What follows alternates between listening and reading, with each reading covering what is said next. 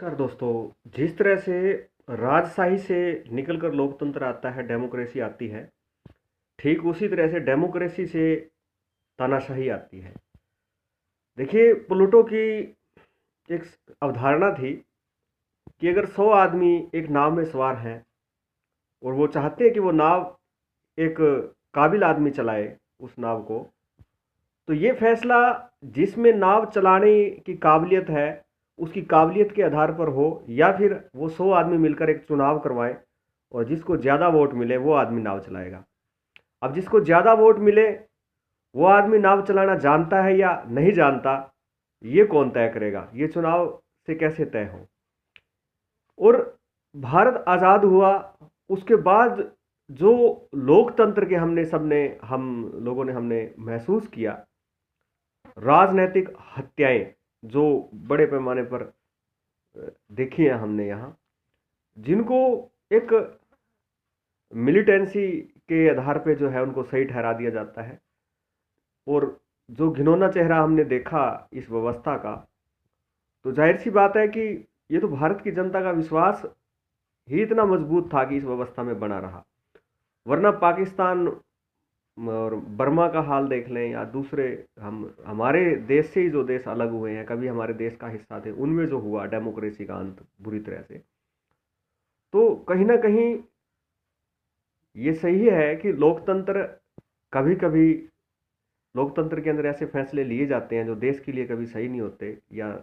जनता के लिए सही नहीं होते।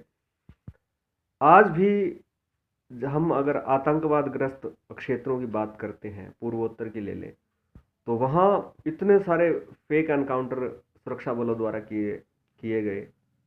जो कथित रूप से हम देखते हैं कि राष्ट्रीय मानवाधिकार को उनका संज्ञान लेना पड़ता है। उसके बाद पंजाब के अंदर जो हुआ, और न जाने कितने पुलिस अधिकारी ऐसे हैं जिन्होंने बाद में स्वीकार किया कि उन्होंने जो है निर्दोष सिख नौजवानों या उनके साथ जो ज्यादतियाँ हुई थी वो उसके गुनाहगार हैं। और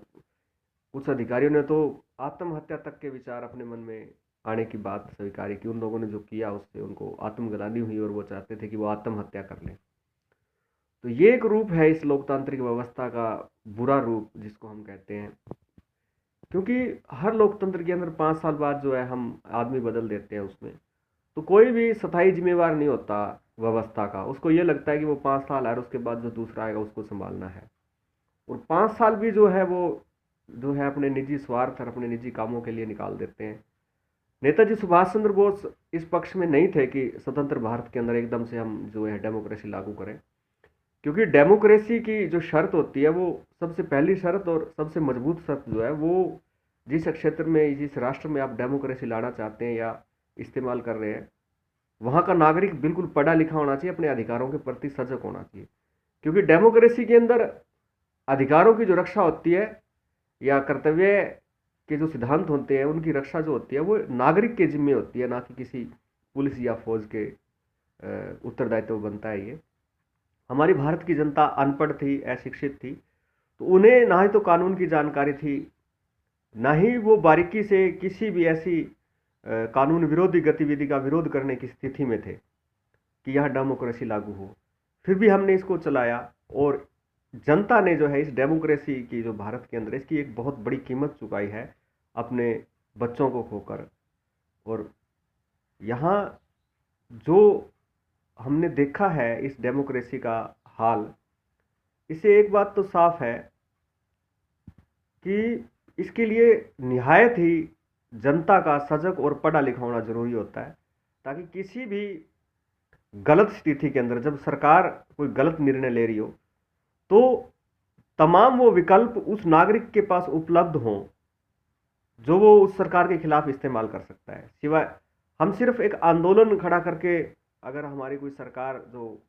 जनता विरोधी या राष्ट्र विरोधी फैसले लेती है उसके खिलाफ हम ये अगर एक सिर्फ आंदोलन के जरिए लड़ सकते हैं, तो ऐसा नहीं है। सिर्फ आंदोलन करना ही पर्याप्त नहीं होता। इसके लिए चाहिए कि हमारा हर नागरिक जो है राष्ट्र के प्रति अपने कर्तव्य को निभाए, अपने कर्तव्य के ऊपर डटा रहे। लेकिन हर आदमी इतना मजबूत नहीं होता कि जो हमारे नीति निर्माता हैं उनकी जो सोच है उसके साथ चल सके। इसलिए देखिए, एक हमारे संविधान के अंदर राम राज्य की कल्पना की गई है, लेकिन राम राजा थे, डेमोक्रेट नहीं थे वो, और वो राजशाही से थे, ना कि किसी लोकतांत्रिक व्यवस्था से थे। तो इस बात को आधार मानकर मैं कह सकता हूं कि नाव चलाने के लिए आपको योग्यता देखनी चाहिए, और हर बार जरूरी नहीं है कि हम चुनाव के अंदर सही आदमी को चुन लेंगे। जब हम राम राज्य की बात करते हैं तो वहां एक सही आदमी जो चुनावों से ना भी आता हो तो भी वो देश को वो व्यवस्था और वो शासन दे सकता है जिसकी देश अपेक्षा करता है, राष्ट्र अपेक्षा करता है। तो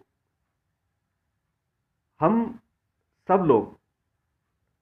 जब भी चुनाव के अंदर अपना मत या अपना जो हमारा कर्तव्य होता है वो पूरा करते हैं, तो हमें ये देखना चाहिए कि हम राष्ट्र चलाने के लिए जिस आदमी को चुन रहे हैं वो सिर्फ ज्यादा वोटों के आधार पर ही देश चलाएगा या देश का मुखिया बनेगा, या फिर उसके अंदर वो योग्यता भी है